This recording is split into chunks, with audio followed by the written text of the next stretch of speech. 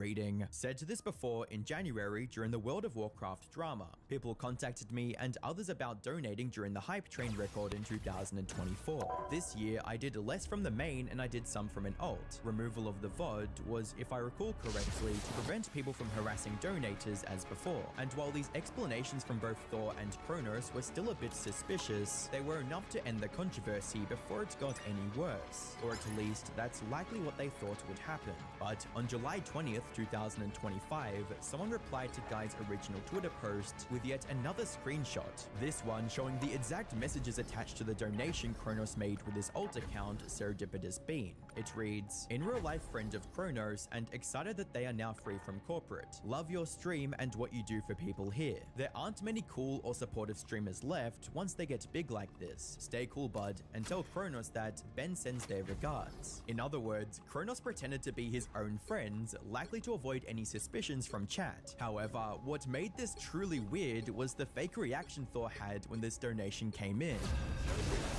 50,000 bits said IRL friend of Kronos and excited that they are now free from corporate. I know. Love your stream and what you do for people here. There aren't many cool or supportive streamers left once they get big like this. Stay cool, bud, and tell Kronos that Ben sends their regards. I'm sorry you had to know Kronos in real life, just like that. Now, it's possible Kronos just wanted to hide his own identity to not receive hate for donating so much. However, that just explains the pretending to be his own friend part. It does not explain the shameless glazing that followed. Even if we ignore the actual message and just focus on the donation, it's still highly problematic. Not only did it manipulate the viewers into donating more by keeping the hype train alive, as Legal Mindset put it in his video, it could even bring some serious consequences for Thor, starting from Twitch itself.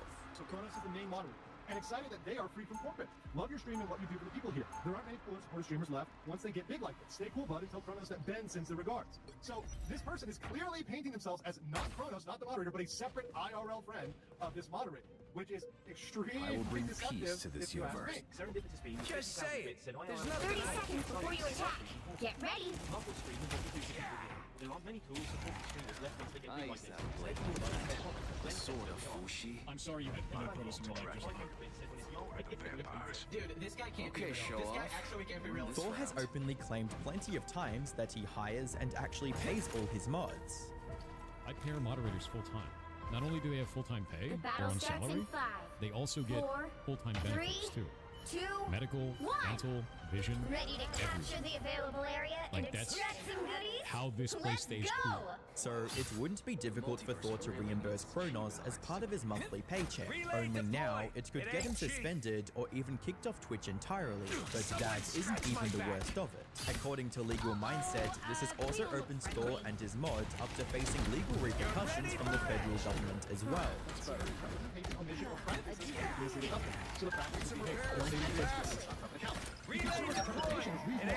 So the consumer is thinking this is a private party. The other team is extracting those resources. They got the drop on you. Misleading representation that like others who donate more. Very well known thing in scams and cons is something that confidence men do. They make bodies to go out there and gain up interest so people will buy stuff even though it's overpriced. And if that wasn't enough, Thor and Twitch could also get trouble on a state level as well, based on Thor falsely advertising the success of his hype train. So, Consumer Legal Remedies Act. California has that. And I mentioned California, by the way, because that's where Twitch is. So it'd be very feasible if a California government, if a California jail brought a claim against a California corporation in a California court, Twitch and against Mr. The other team is ready to rumble. This is code 17500. This is the false statement, false advertising. And this would be perceived as falsely advertising that you're number one in the This is a nice spot. This person that would be donated to this thing going to reach all these levels, when really most of those levels are maybe Great job. You're loading up on resources. Buy either Pirate Software's mod or stock accounts, who knows? You've got competition. Yes. But Clear the even if he enemies manages and to extract more escape any direct resources. repercussions, these controversies have only accelerated his downfall, with the number of people unsubscribing from his YouTube channel each month jumping from 100,000 plus when the Stop Killing Games controversy happened to over 200,000 after these new controversies came to light. It truly seems like Thor's reputation has reached a point where even if he apologizes now or tries to take accountability, it's pretty unlikely that he'll ever regain the audience he once had. But just when we thought he couldn't sink further, he somehow found a way. As I was making this video, Quinthea dropped another bombshell by interviewing Mr. Jason Thorple's ex-roommate, as well as the person who was in charge of his quality assurance work at Blizzard. Hi, my name's Cynthia Hall. I go by Ludiana Online. I am a lifelong artisan cosplayer. I worked for 5 years at Blizzard and then 8 years at Activision. I happen to work with Pirates. Looks like resources are running low. Get And ready what to she find had to say another about available Thor area. was shocking, but not all surprising at this point. According to Cynthia, Jason was straight up bad at his job. He would constantly slack off and browse Reddit all day, and even when he did work, Cynthia often had to come in and correct his mistakes. So we're talking You've got competition. Clear the enemies to extract more resources. make a character run through its skills. You're welcome. Like that's just testing the builds. Whatever the task is for the day, it's just but with The other team is extracting those resources. and rewrite it. Read that for me. So I was assigning the task. So All gone.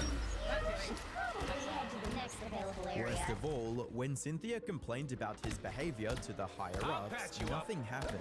Simply because Thor's father was also quite high up in the company. The same father, mind you, whose birthday is not even an afterthought for Thor these days. Hey, you missed it. You didn't call me. Neither did your brother. You guys both ignored me for my birthday. The other team That is isn't true. extracting those I resources. say text. No, you did not. That was last year. I'll patch you up. I got nothing. You sent me one last year. My shitty son. Oh man. Great job. You're loading up on But that's only the tip of the iceberg. His memorable moments at the company also included him yelling at his co-workers for not playing like elite gamers for a charity event. I was on the team for a league tournament and he screamed at our team for apparently not shooting correctly to counter the other team because we were just that bad and it's not like we were losing. So Good news. You've stockpiled half the resources you need to We're all win. sleep deprived. It was very Lots to destroy here. By the eye of This is real firepower! But all of that pales in comparison to what he was like as a roommate. that all the dishes everywhere, like the pans, still food in them on the stove, shit everywhere, food, countertops, everything everywhere. Like it was not disgusting, sigh, but it was very just a fucking mess. Worst of all, when he eventually did leave Cynthia's apartment, what Resources are she nearly found in his tapped out room here, was too. nothing short of disgusting. Save pictures of the same room. He had cleaned nothing, so I had to clean everything. There was like I don't know what on the walls in his room, and there was You've got competition. Clear the enemies to extract more resources. Uh-oh. The other team is extracting those resources. Now, these stories are from years ago. Unfortunately, from what we've seen of his game's progress, he still hasn't outgrown his slacking habits. It just makes you wonder how much more negative stuff about Thor will come out before the internet just moves on. Just like You're Only loading Jace, up on who's also resources. continuing to fall into the realm of internet obscurity. Click the video on screen to find out why. You've got competition. Clear the enemies to extract more resources. Fantastic. The rumble phase is about to begin. Battlefield 6 has taken over the game's media and live That stream guy wins with worldwide style. You're fires. welcome. Everyone has That's pretty better. much played and enjoyed the open beta for the game, and they are now eagerly awaiting the full game to release. However, there is one group of people who seem to be at odds with what This is a Battlefield's nice spot. community wants, and that's streamers. So, I want to talk about how streamers are refusing to understand what exactly makes Battlefield unique. Great Now job. they instead You're want the game loading to up conform on to their vision resources. of what makes a game successful, but in actuality, what they're demanding is only to benefit them, sadly. And I also want to talk about some changes, so let's get into that first and then the rest of it. So firstly, there was an update on the notorious streamer Riley CS. If you remember, this was the streamer who was shooting people in the beta how they were able to pull off the things that they were doing. People said Riley was cheating, they would deny it of course. Then the trans community came to Riley's defense because Riley is trained, I guess. So anyone who pushes back against his player is transphobic now. Yeah, it was a mess. However, YouTuber Olive Shane went in and reviewed Riley's more recent going-ons and discovered that Riley has been having a lot of trouble just getting this!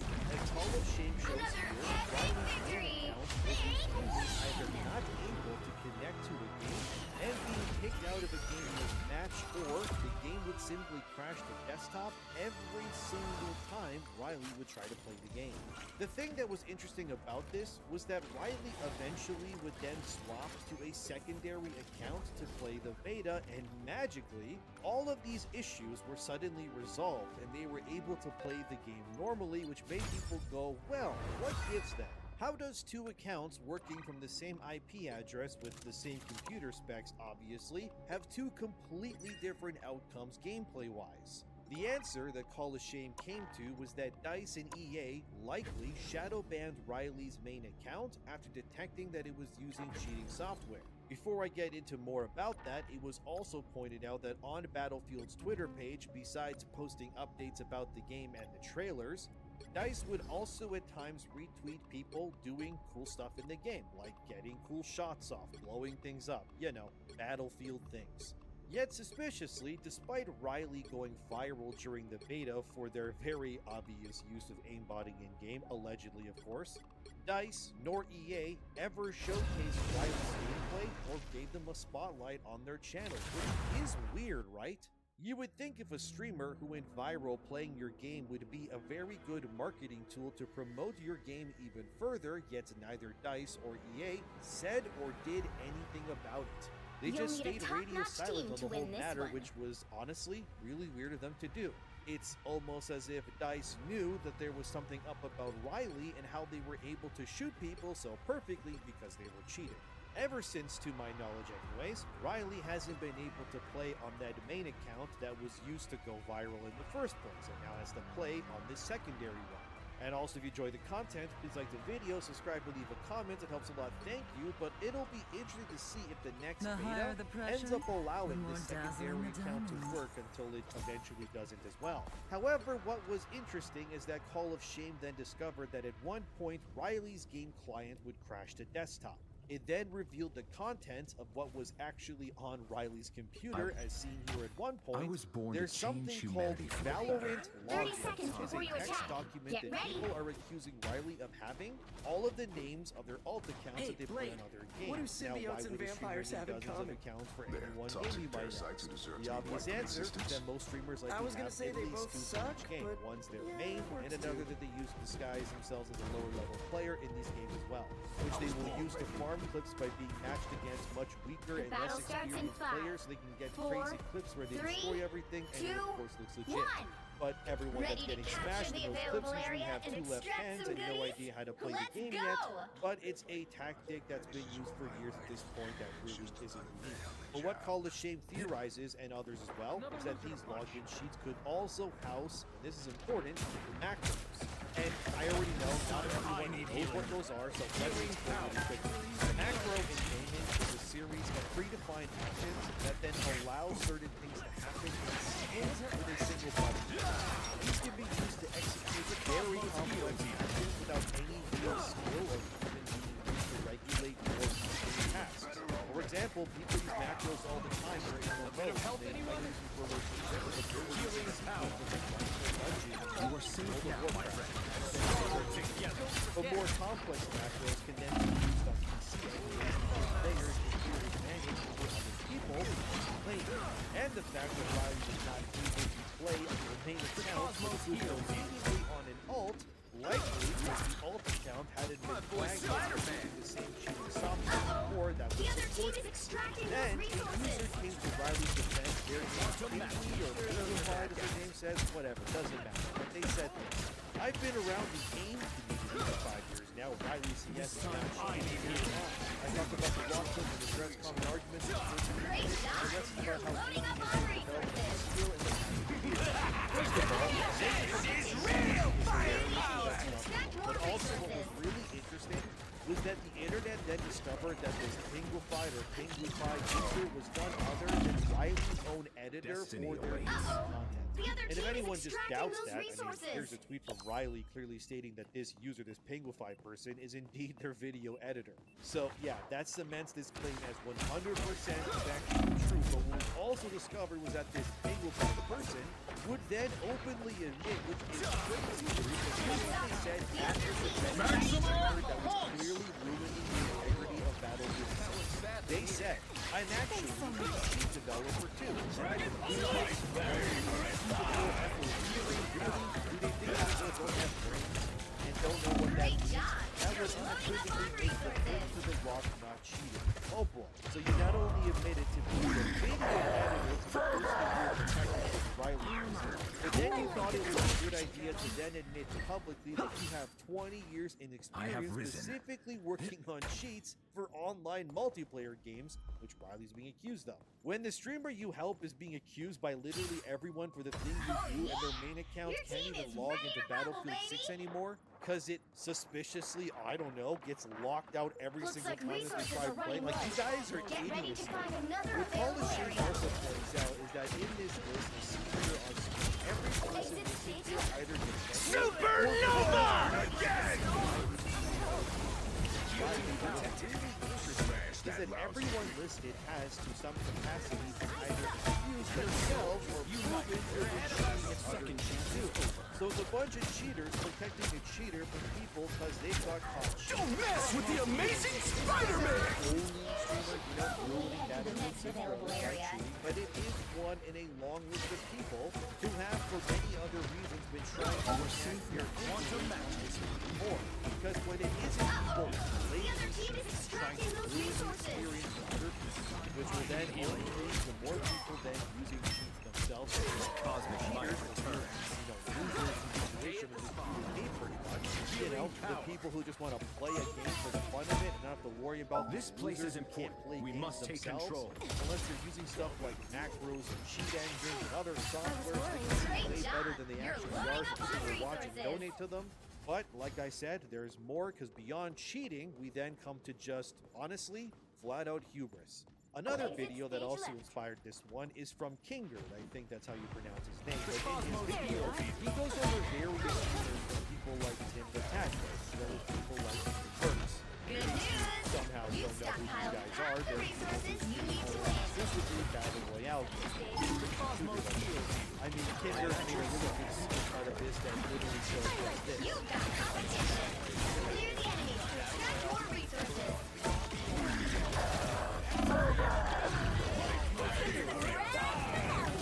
My cosmic might. This is real firepower! Maximum pulse! Nothing else really matters to people. Like, why do people like Nick Burks or Tim the Tactics seem to enjoy Battlefield 6, which they really want is the Battle Royale mode of that game, effectively meaning they don't really care about what's actually available in Battlefield 6 right now, to be honest. Multiplayer is secondary. They'll likely not even touch the campaign at all. To be real. Instead, what they really want is that free-to-play, 150 player Battle Royale modes. They can stream it to other people. I feel better already. Kinder makes a good point that companies tend to listen to people like one and they believe by appealing to them. But the point is that what makes Battlefield Born again! that it isn't really. I don't mean the ugly, ungodly abominations that Call of Duty's been putting out of their games lately. But I mean the actual meat of what the core identity of what Battlefield is. To the uninitiated, they probably look at Battlefield and go, oh, it's Call of Duty, but buildings keep blowing up. It's obviously way more than that. Comparing Call of Duty to Battlefield isn't as simple as saying Call of Duty is loved and supported. Don't mess with the amazing Spider-Man! Pretty sure those are bad guys. It's more about the broad scheme, about simulating hundreds of people in a single match, charging towards a unified goal as buildings implode, cars and planes and tanks are going everywhere. And that battle of attrition as both sides push to force the other back by conquering more points. The point of Battlefield is quite literally meant to make you feel like you're in the middle of a battlefield. I mean, yeah, that's really what it's all about. That being said, not necessarily the Battlefield itself, because again, Battlefield tried Battle Royale already with Firefly. I am at your service. So if Battlefield 5 could have a Battle Royale mode and have it fail pretty quickly out of the gate, how could Battlefield 6 be different? Well, that's the problem. It might not be any different. But to Battlefield fans who live and breathe these games, that might be okay because honestly, Battlefield is never really meant to be a Battle Royale experience first, because again, the series is more known for simulations involving hundreds of people fighting back against one another, whereas Battle Royale is usually one person or four at best together in limited squads, historically, firestorm, whatever. Call of Duty's mantra would work pretty well in single-player gameplay. Call of Duty is excel in the individual places at will, whereas Battlefield is more so quantum ability. They're different games. What these streamers and experts and Batman and such want is that you don't really care about the whole identity of your Battlefield experience. Instead, it's more so that they want a Battlefield to just shed its identity in favor of a philosophy that does not necessarily play to the strengths of their Battlefield is as it is. And Halo brings up in the video, and it's a great point. It seems more like these guys want to play like Call of Duty just because fans feel more comfortable playing it then. But at that point, that we're the same people will try. Isn't different enough from Call of Duty to warrant its own existence. But what these streamers don't seem to understand is the real reason they want Battlefield to be like Call of Duty is because, well, that's how they make their money, isn't it? Think about it. Streamers stream games. Duh, I know. Real epiphany there, but no, seriously, they do stream games, right?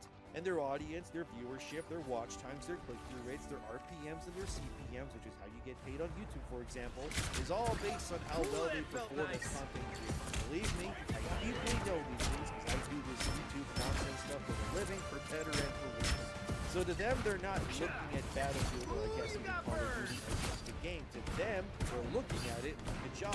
Is this game going to hit the metrics and the qualities that they need as streamers so they can keep doing their jobs, getting the brand deals, making the money? That's the real reason why they need Battle Royale to exist and come fast and be great for something like Battlefield 6. It's not about the identity or the unique mechanics of Battlefield. It's just that this game needs Battle Royale because that's how I make my money. It then becomes more so and honestly a selfish reason than being a legit one as to why Battlefield 6 really needs a Battle Royale mode. Because if you were to ask me, and maybe other Battlefield players too, honestly, the game really doesn't need Battle Royale at all. Because what makes it unique is that it's not Call of Duty, or Fortnite, or Apex, it's Battlefield. It's sort of like how Helldivers 2 doesn't need a Battle Royale mode either. As Kingbird also showed, people like Tim the Tadman played Helldivers 2 in release. But he didn't like the game very much because what its core philosophy was, which was a team-based extraction shooter where you shoot hordes of PvE enemies that didn't appeal to him, because his brain, like other streamers, have been forever warped by this concept of the Battle Royale genre. But as Kingbird shows here...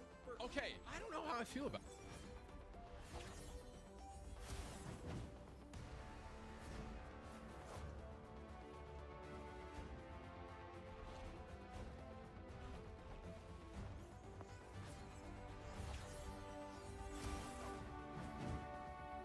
Every once in a while, I'll stumble on a news article so brain...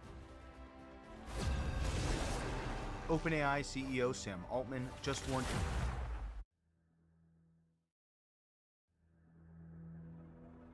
so brain-meltingly, soul-crushingly stupid that the only socially acceptable response is... You'll need a top-notch team to win this one.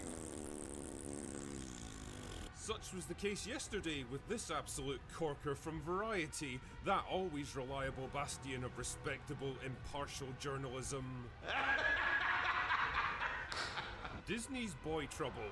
Studio seeks original IP to win back Gen Z men amid Marvel Lucasfilm struggles. You had my curiosity, but now you have my attention. Leadership at Walt Disney Studios has been pressing Hollywood creatives in recent months, multiple sources tell Variety, for movies that will bring young men back to the brand in a meaningful way. Always gets Serious? Oh, really? Tell me, why would you have to do something like that? I mean, you've spent years telling us that men are irrelevant now, that nobody needs or wants those mean, stinky boys polluting culture with their toxic masculinity, that male and pale is stale, that the future is female. Why do you care about attracting men to your brand all of a sudden? If we eliminate it, perhaps the life forms defending it will cease to exist as well. And therein lies the rub, dear viewer. You might utterly despise men and everything they represent, but when it comes to that increasingly uncomfortable meeting with the accountants every few months, well, it turns out that you kind of need them. Especially young men, who seem to be quite a powerful demographic these days. Let's see what else this stunning and brave article has to say, shall we? Numerous studies show that Gen Z men in particular are a lonely, gaming-obsessed group who are hampered in their formative years by COVID-19 lockdowns. Okay, I'm gonna stop you right there before this journalistic retardation goes any further. Let's be clear about one thing. Young men were not hampered in their formative years by the lockdowns, or the patriarchy, or global warming, or social injustice, or any of the other bullshit excuses you're gonna try to throw in to obfuscate the truth. They were hampered by an entertainment media complex that spent most of the past decade systematically trying to obliterate them from modern culture. They've been berated, insulted, deconstructed, mocked, lectured, misrepresented, gaslit into believing their every natural instinct was wrong and evil, and simultaneously labelled as useless and irrelevant, but also somehow the cause of every negative thing that ever happens in the world, depending on which explanation is most expedient. I'm so fucking tired. There they are. I thought I just needed a night's sleep, but it's more than that. And every single time they've dared to defend themselves or push back in this completely one-sided war, they've been dismissed as sexist, misogynistic idiots and bullied or attacked into silence. Is it really that much of a surprise that after all of this, after realizing the deck is so hopelessly stacked against them that not only can they never be allowed to win, but they'll be actively punished for even trying in the first place, they finally decided, oh, fuck it, I'm just not playing anymore. I am ready to put on a show! The weapon left in their arsenal, their wallets. resources If are running companies low. like Disney decide to ready use to their find platform another to beat young available men area. over the head with the message that everything male is inherently bad, then I guess young men just won't watch this anymore. It's not exactly rocket science, but holy fuck. This article and others like it will explore every possible explanation except the simplest and most obvious one, and I think we know why. It actually kind of reminds me of all those articles cropping up on feminist websites these days decrying male attention after those very same sites spent years complaining about men being too forward, too assertive, too interesting, too creepy. And gosh darn it, why can't they just leave us all alone? I wonder why they're not interested in dating anymore. It's a total mystery to me too, ladies. The irony is that Disney already had access to some of the biggest and most successful male-focused brands in history. And yes, both Star Wars and Marvel were decidedly male brands. That doesn't mean the ladies couldn't enjoy them too, and many did in fact, but if I had to choose a gender most likely to gravitate towards a franchise about space battles, adventure, ships and technology, heroism and epic struggles for the fate of the universe, yeah, it's gonna be men. And that right there is perfectly okay. Men are allowed to have stuff that they like, and a lot of the time, that stuff is going to be quite different from what women like. The problem is that only one side is ever expected to compromise and make concessions to accommodate the other. And I'll give you a little hint here, it's not women. Like, would you imagine for one second if you did a reboot of Sex and the City? Sorry, wait, another reboot. Only this time half the female characters were gender swapped, the glamour and sophistication was replaced with muscle cars and guns and girls in bikinis, and every episode had to include some tedious subtext about how difficult modern life is for men to navigate. I don't think it would go down very well. But there seems to be this weird cultural taboo around the idea of male-focused anything now. Like catering specifically to men as a demographic is some moral crime that has to be addressed and corrected, instead of a smart and logical business decision from a company that should be all about giving the customer what they want. In the case of those male-oriented franchise that used to be a license to print money because they used to understand their customers, the problem wasn't with clumsy attempts to grow a female audience with a sudden influx of pandering, poorly written girl bosses who could magically do anything and were always right about everything. Even women hated that shit because they were more than smart enough to see right through it. No, the bigger problem was the active sabotage, marginalization, destruction, and outright crucifixion of the male characters to make way for them. I've been over this kind of thing a million times before, so I'm not going to bore you with all the examples like Han, Luke, Indiana Jones, Thor, Kylo Ren, Obi-Wan Kenobi, Nick Fury, and about 100 others I could name. The list of cultural assassinations is frankly mind-boggling at this point. The point though is that instead of becoming more accessible to women, these franchises instead became increasingly hostile towards men, especially young and impressionable men who could really use some positive role models to aspire to. Instead they found themselves getting lectured, berated, and disrespected by a studio that seemed to actively hate them. And that's the funny thing about young men, you see. They can and often do put up with a lot of shit in their daily lives, but the one thing they won't put up with is disrespect, especially from a fucking company that wants them to part with their hard-earned money for their privilege. Add all these factors together and you get a conclusion so simple and obvious that I can't believe I'm even having to say it, but here we are. When you decide to treat half your audience as the enemy, that's exactly what you turn them into. You really do get what you fucking deserve, and in this case, Disney deserves to lose half their audience because they gave them absolutely no reason to stick around. But you know what? Rather than signing off with some smarmy little fuck you, I want to pull something positive out of this situation, because it seems like even Disney are beginning to acknowledge how badly they've done wrong. Yeah, the admission's only been forced grudgingly out of them by sheer financial necessity, but it's something at least. And never let it be said that the drinker doesn't offer a helping hand to those in need. So if I could offer a few pieces of advice, speaking as someone of the male persuasion here, I'd say they have to come to terms with a few realities about their situation. The first reality is that not everything you make can appeal to everyone, and nor should you try. Movies like Barbie and Top Gun Maverick are proof that when you target a specific audience and give them exactly what they want without trying to dilute it down in the hopes of appealing to an even bigger market, you can and will make an absolute fortune. The second reality is that any project revolving around adventure, science fiction, action, or technology, like say, I don't know, Star Wars and Marvel, is probably gonna skew male. I don't know what to tell you, man, but men and women tend to be interested in different things, and no amount of social conditioning or construction is ever gonna change that. And if they're your two biggest franchises that you probably want to resurrect and get profitable again, then you're gonna have to accept that your primary demographic is men, and cater the content accordingly. The third reality is that you need to bring back masculine heroes if you want to get a male audience back. And I'm not talking about the safe, feminized, corporate-approved Pedro Pascal brand of masculinity that's basically just a woman with a mustache, but the actual male archetype of masculinity that's been practically outlawed in modern media.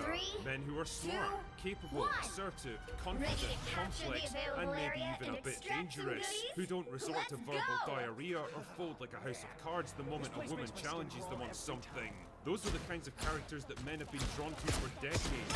Guess what? They still are. And no amount of guilt tripping or toxic masculinity bullshit is ever going to change that. The fourth and final reality is that everyone, men and women both, are fucking sick of girl bosses. They are, without a doubt, one of the most obnoxious products of modern culture. They've ruined practically everything they've been crowbarred into, and they have to go. That doesn't mean for 1 second that you can't have intelligent, complex, capable, and well-written female characters that push and rival their male counterparts. In fact, you absolutely should. But the days of one-sided contests where women always have to win to put men in their place, or invincible power fantasies that are either the writer's revenge fanfiction or walking inferiority complexes are well and truly over. Women don't relate to them, and men, particularly young men that have been force-fed a diet of this crap for most of their lives, are actively repulsed by anything that has them in it. Now, all of this stuff probably seems completely obvious and common sense to you, but fuck me, it feels like common sense is in short supply in Hollywood these days. But I think the big takeaway from all of this is that men as a demographic are not all that difficult to please. Treat them with a bit of respect, give them the things that they enjoy, and you'll be surprised how quickly they come around. On the other hand, ignore and attack them, and well, I think we've seen where that road leads. Anyway, that's all I've got for today. Double KO! Go away now. Loser!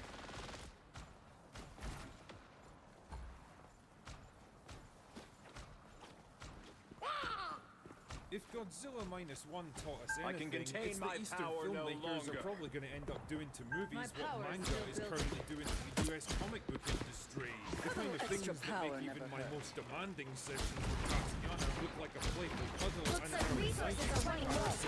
Get ready to find another available area. You've got competition. Clear the enemies to take more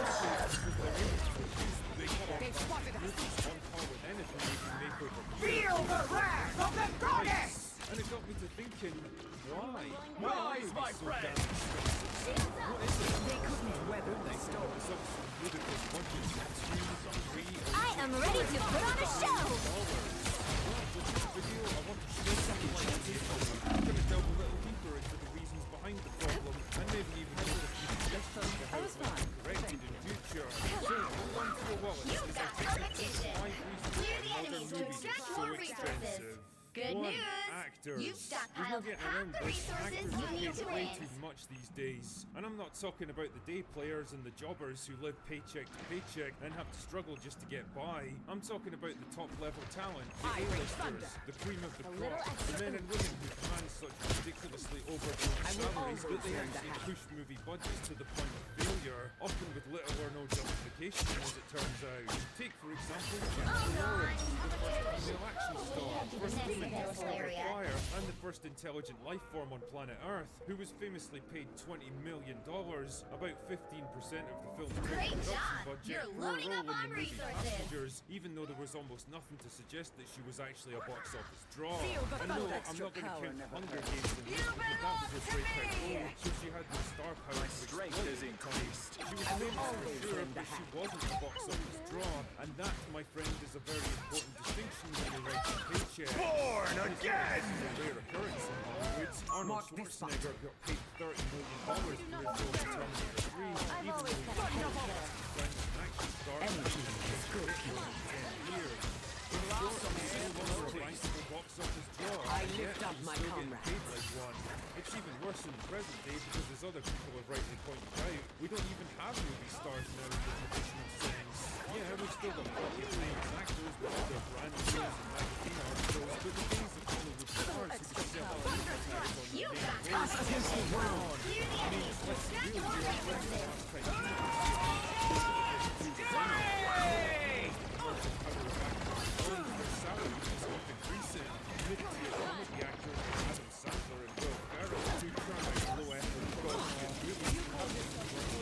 The other team is extracting those resources. Even Daisy Ridley, Great job! You're loading up on and resources. practically vanished into obscurity, You've is being almost paid clinched the $12 win. million to You've reprise got her role as competition. Ray. Clear the enemies to extract more resources. Yeah, money well spent there, lads. Nice one. And then there's The Rock, everyone's favorite lovable boulder The who other makes team is insane amounts extracting of those money for being in resources. films that nobody can ever remember, who's apparently getting paid $50 million for his role in the upcoming movie Red One. Feel the thunder from the goddess! That Resources are nearly absurd. tapped out here, too. Sorry. I lift up my comrades. That much to the project. It's not just the actors themselves, it's everything that Shields goes up. with them. The biggest stars who usually bring along I am ready to put on a show. Behold that child! gems, light cool, Willing to help? assists, and various other hangers, all of which have to be fed, housed, and paid, usually out of the production budget.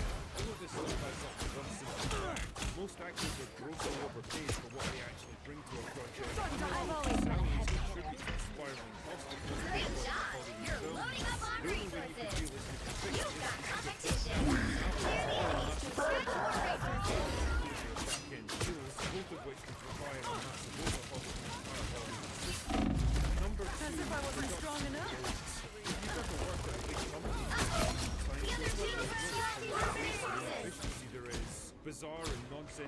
processes that do nothing but create more Great jobs, job! You're that are no longer needed. Born again! So long that nobody really understands.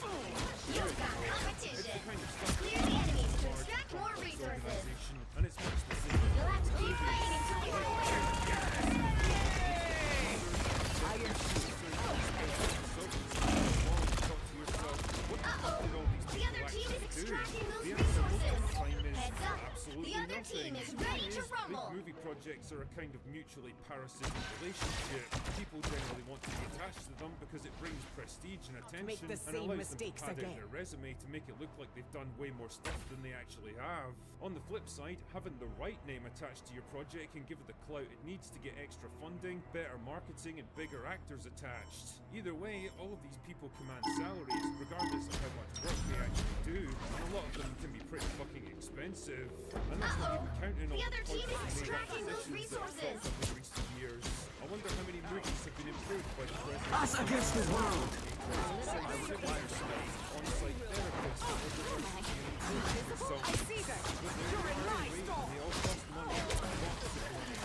Too much bullshit, too many layers of content, too many pointless people doing nothing useful, and it all adds up to a shocking waste of time, money, and resources.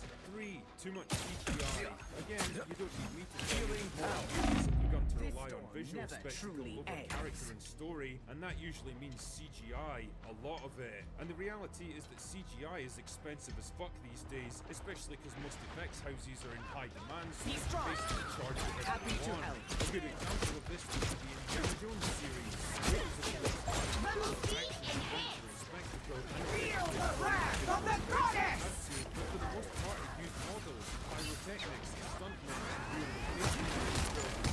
They couldn't wait in the store. I am ready to put on a show! Today's money, Dial of Destiny,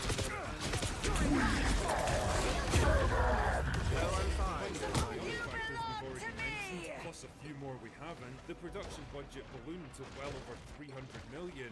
That's almost 5 times larger than Raiders, even adjusted for I will inflation. leave this And did it universe a result in better movie place that's than it 5 was times as before good? I was I'll created. let you decide. Number 4, bad writing.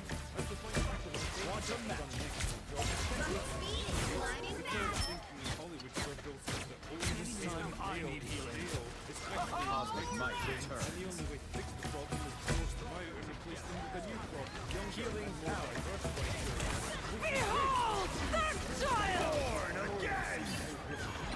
Resources arbitrarily taken away from I am at your service. healing power. It does create a bit of a problem though. How many bosses do you write? The one that's experience. For example, Quantum Great job! You're loading up on resources! experienced screenwriter would understand that something like that is going to be hugely expensive and time-consuming to actually shoot. They tailor their scripts based on years of experience of what can actually be done with the production budget available. New writers don't have that kind of experience though, and so they tend to write stuff that's far beyond the scope of what can actually be delivered. The other big issue with people like that is that a lot of the time they're just not very good at what they do. I feel better already. Us against the world! Bring on the chaos. Quantum magic. I require some aid.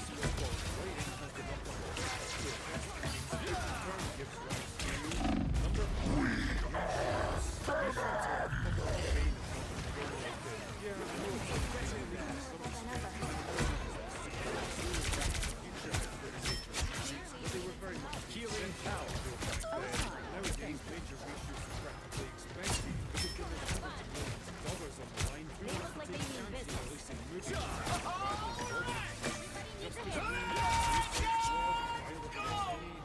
The cosmos heals. Rumble speed And and the real hit! problem here is that reshoots basically replicate all of the other problems that We are can't already win here. stacking up, Retreat. because now you're going to have to hire even more shitty writers to try and fix the problems created by the previous shitty writers, and all that new work is going to have to be checked over by sensitivity readers and the We make our diversity and stand inclusion here. consultants to make sure it adheres to the message. Then you have to recall all the and work with agency coordinators and on-site therapists to make sure nobody gets too stressed by the whole thing. Then you have to bring back overworked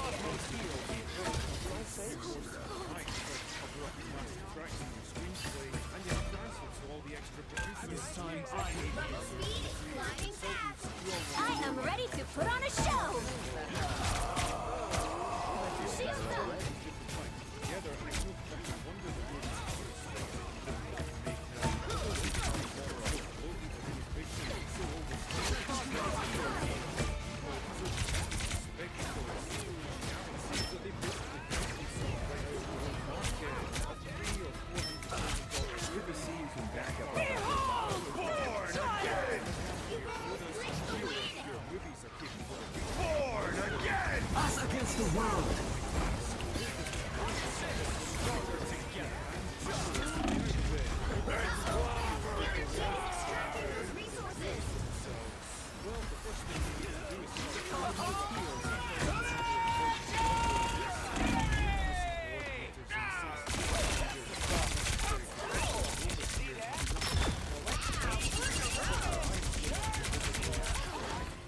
I am born anew. Practical effects and location shooting. Recognize the actors Great who sell job! movie You're tickets loading simply up by on existing resources. and pay them accordingly. Because if everyone does it, then they've got no choice but to accept it. Sorry, Dwayne, you're gonna have to put that third private jet on hold for now. Also, bring back solid, quality, low-budget movies that can be made for less than $100 million. Because you can make 3 of them for every quality one of the mega blockbusters that's coming out. That's 3 times as many films. You belong to me! The cosmos heals.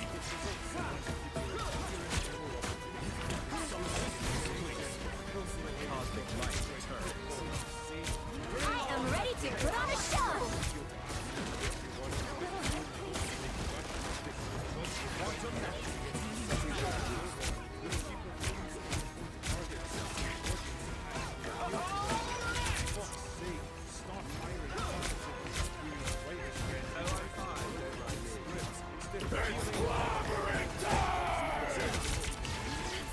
Us against the world!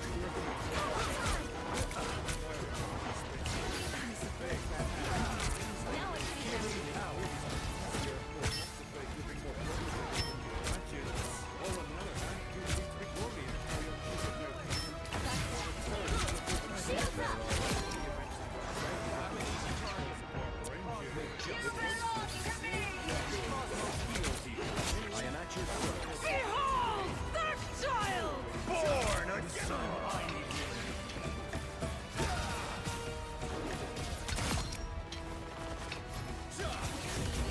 Allow me to regale you with a story, dear viewer. Back when I was about 13, Born again! reached the legal drinking age in Scotland, one of my mates challenged me to drink a half bottle of Chinese moonshine.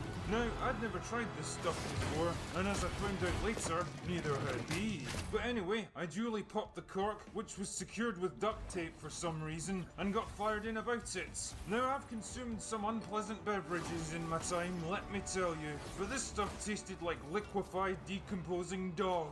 But a challenge is a challenge, and only a fucking pussy backs down from something like that. So a few minutes later, I duly raised the empty bottle in triumph.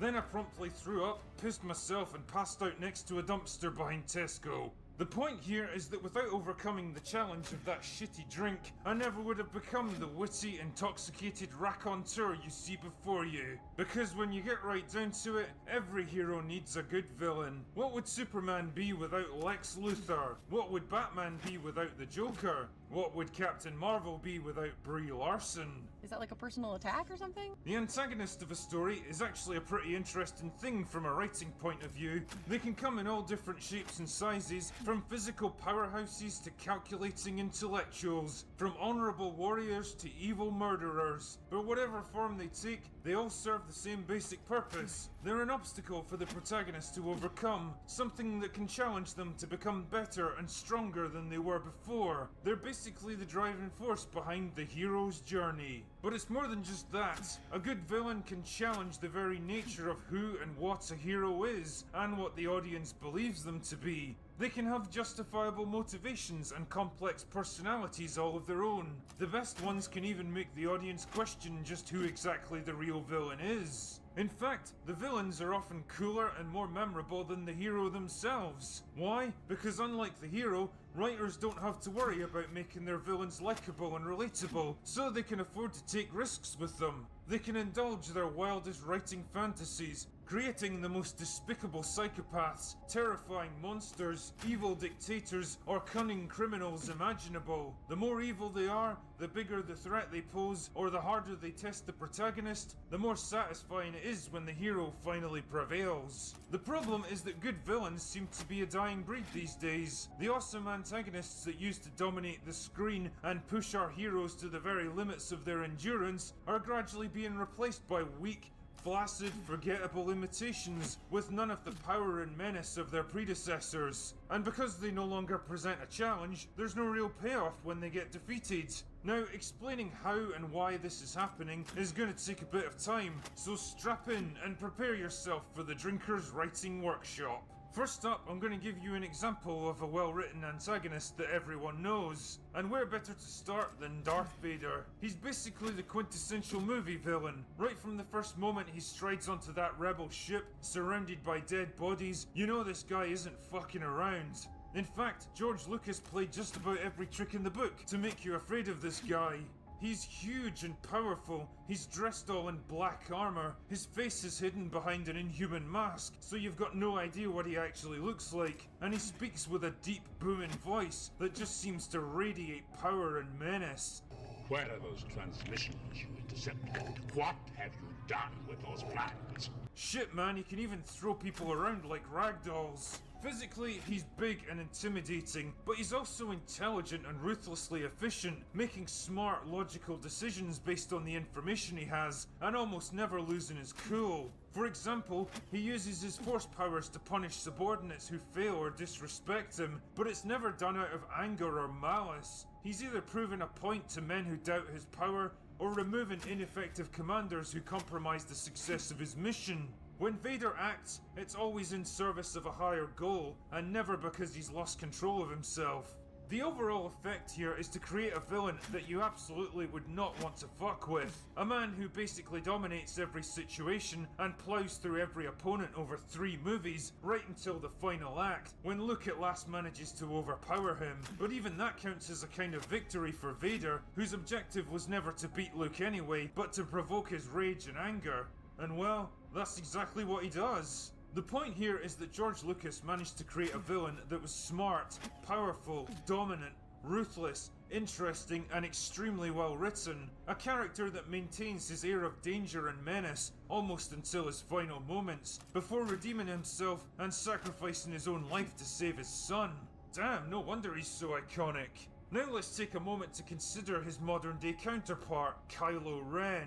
I mean, superficially, the similarities are there. They both wear masks and black armor, they both make their entrance in the middle of a battle, they both use lightsabers, and they're both strong with the Force. And for the first few seconds, everything's going pretty well for Kylo Ren.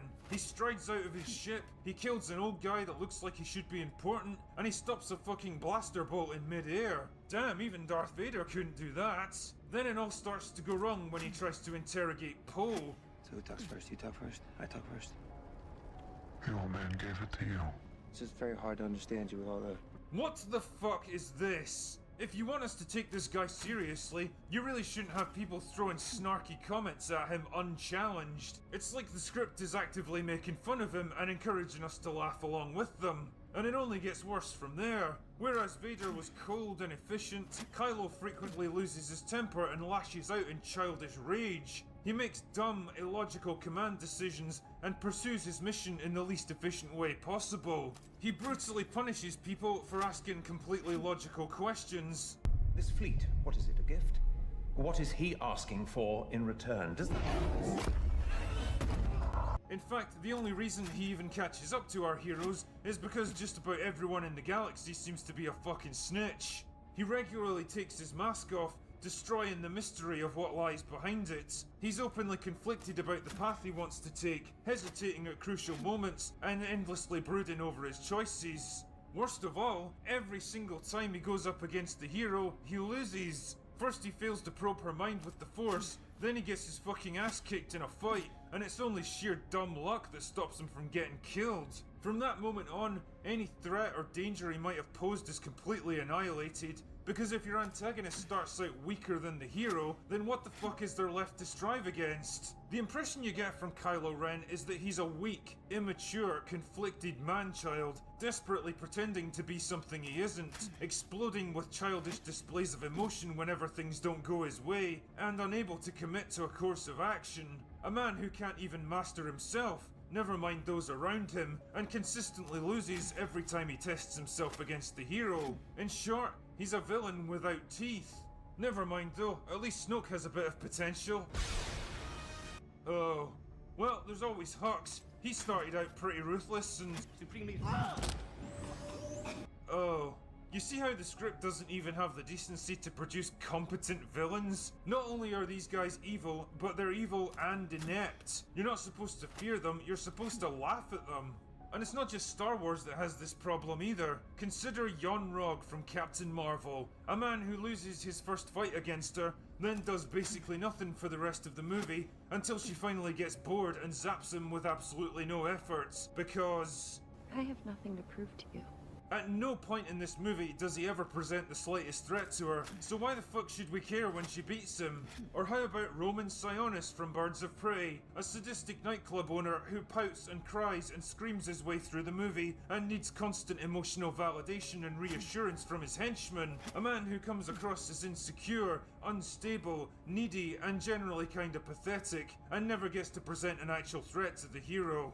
Or what about Max Lord from Wonder Woman 1984, a shady businessman desperate to hide his failures behind a veneer of ballsy 1980s arrogance, who revels in the idea of power and success, but crumbles like a wet paper bag the moment his life is put at risk, and who is never able to threaten Wonder Woman in any way. And of course, let's not forget about Rowan from Ghostbusters 2016, a sad, middle-aged, socially inept loser with a superiority complex that's angry because everyone in the world looks down on him. Or how about Bosley from Charlie's Angels, played by a frail actor in his late 70s, whose plan gets easily uncovered and foiled by people who are clearly far more intelligent than him, before knocking him out with a single punch. The point I'm making here is that all of these characters make for shitty villains, either because they lack the self-control, fighting ability, intelligence, or sheer physical strength to be genuinely intimidating. They never present a tangible threat to the hero. In fact, they're basically treated as weak, pathetic strawmen that can be easily brushed aside once the script decides it's time for them to lose. The writers in this case lack the one thing that every creator should have for their antagonist, and that's respect for their creations. Darth Vader, Hans Gruber, Hannibal Lecter, the Terminator, the list goes on, but the thing that ties all these characters together is respect. The writers were smart enough to build their antagonists up, so they became a genuine threat for the hero to overcome, instead of trying to break them down and belittle them right from the beginning. Now, the thing you might rightly be wondering is why? Why is this happening? What exactly has changed? Well, quite a bit as it happens. See, the real problem here is that there are pretty strict rules around what you can and can't show in mainstream movies. And I'm not talking about boobs and violence like in the old days, I'm talking about the unwritten rules behind the scenes that basically exist to make sure their movies don't incur the wrath of journalists, the news media, or the endless Twitter mobs just waiting for the next thing to get offended about. In this case, one of the golden rules is that women are never allowed to lose to men at anything for any reason. Whether it's a physical fight, a test of skill or intelligence, or even a simple argument. Pick basically any scenario where a woman gets pitted against a man, and I can pretty much guarantee you the woman will come out on top. She'll either outsmart the man in a battle of wits, or get the last word in an argument, or kick his ass in a fight regardless of their relative size and strength. Whatever it might be, the rules dictate that no man can beat a woman in a balanced engagement, because the natural implication would be that men are smarter, or stronger, or generally better than women, and we certainly can't have that. Now this is all well and good, but it creates a very obvious problem when your hero happens to be female and your villain male. Traditional storytelling requires the antagonist to start out stronger and more dangerous than the hero, forcing them to grow and improve themselves in some way before finally prevailing at the end. But naturally, this process requires the man to be dominant in the early stages, and as we've already discussed, that's not allowed to happen anymore, even if it's just a temporary thing. So how exactly do you get around it? Well, if you happen to write for Disney, Marvel, DC or Lucasfilm, you don't. Instead, no you're forced to make your golden villains weak and I'm simply pathetic, a man either who wishes to unfairly use his elevated power beyond for their good. abilities, or jealous and envious of the hero's success. It's basically a form of projection, allowing the writers 30 to vent their seconds before you frustrations attack. about Get imagined ready. enemies and rivals onto a weak straw man that can be easily swept aside by an all-conquering heroine. Unfortunately, this whole mindset creates more problems than it solves. Weak villains make for weak stories because they rob the narrative of its tension and drama. Even worse, it actually undermines the hero themselves, because if they're never really tested by a worthy opponent, then they haven't really achieved anything. A hero is only ever as strong as the villain they defeat. And what's really interesting is that the problem still exists even if you reverse the roles. Take Thor Ragnarok, for example. The villain in that movie is a woman, which is perfectly fine at the beginning when she gets to kick Thor's ass. But it becomes a real problem near the finale when it's time for him to win. You definitely can't show Thor hammering a woman into the ground, because that brings up all kinds of unpleasant accusations of glorifying violence against women. So instead, the movie takes the best alternative and has a third party step in to win the battle for him. Notice how they carefully managed to sidestep the uncomfortable issue of Thor defeating her in a fair fight. Just a little something to think about there. The point I'm making is that the reason people didn't warm to characters like Rey or Captain Marvel isn't because of their gender, it's because everything's made so fucking easy for them that it's basically impossible to feel any empathy. It's the same exact problem with Ghostbusters, or Harley Quinn, or Charlie's Angels. If your heroes do nothing but plow their way through a collection of unthreatening, neutered enemies, then you'll never get your audience to care about their struggle, because they don't fucking have one. So what exactly is the solution here? Well, ironically enough, the solution is equality. And I mean real equality, not the bullshit Hollywood version that makes one side artificially weaker just to make the other look superficially strong. If you want your female heroes to be respected equally, then you have to put them through equal struggles against worthy enemies. You need to stop nerfing your villains in a vain attempt to avoid offending people on social media. Because honestly, the more you try to appease them, the more you compromise your ability to tell a decent fucking story. If you want kick-ass heroes that people can look up to, then you need to give them kick-ass antagonists they can be afraid of. In short, you need to give your villains their fucking balls back. Anyway, that's all I've got for today. Go away now. I unleash the Vishanti power!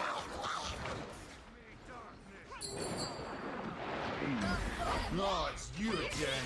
Well, since you're here, allow me to regale you with another story from the annals of cinema history. When it comes to controversial movie directors that are still working today, it's tough to think of one more divisive and contentious than Zack Snyder. Depending on who you talk to, the man's either a visual genius who helped to usher in a unique new cinematic style for comic book adaptations, or a talentless, overrated hack whose movies look like they were shot in the middle of a power cut. Whereas the iconic shots of 300 really put him on the map, the grim, somber and depressing tone of Man of Steel and Batman vs Superman practically knocked him off it. But there's another Zack Snyder movie that's a bit more difficult to categorise. A movie that dared to tackle source material so challenging that it frustrated some of the best writers and producers in Hollywood for decades. A movie named Watchmen.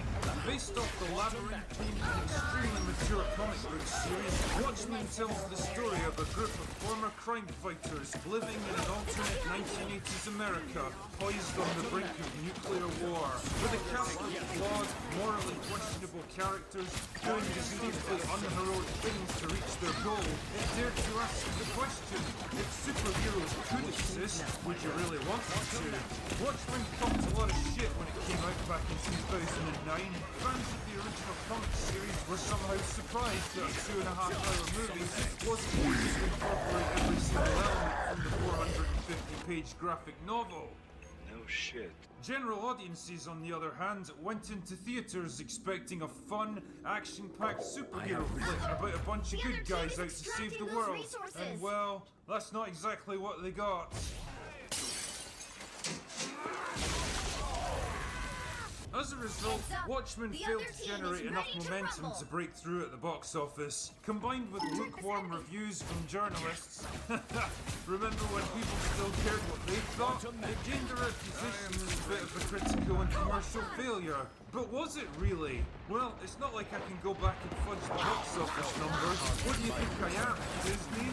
But I can take a closer look at Watchmen as a creative endeavour and try to answer the age-old question, was it really that bad? Now, the theatrical cut is over 2.5 hours long, so needless to say, the story is a bit of a fucking monster, and if I tried to break down every single plot point, then this review would probably end up longer than Mahler's TFA series.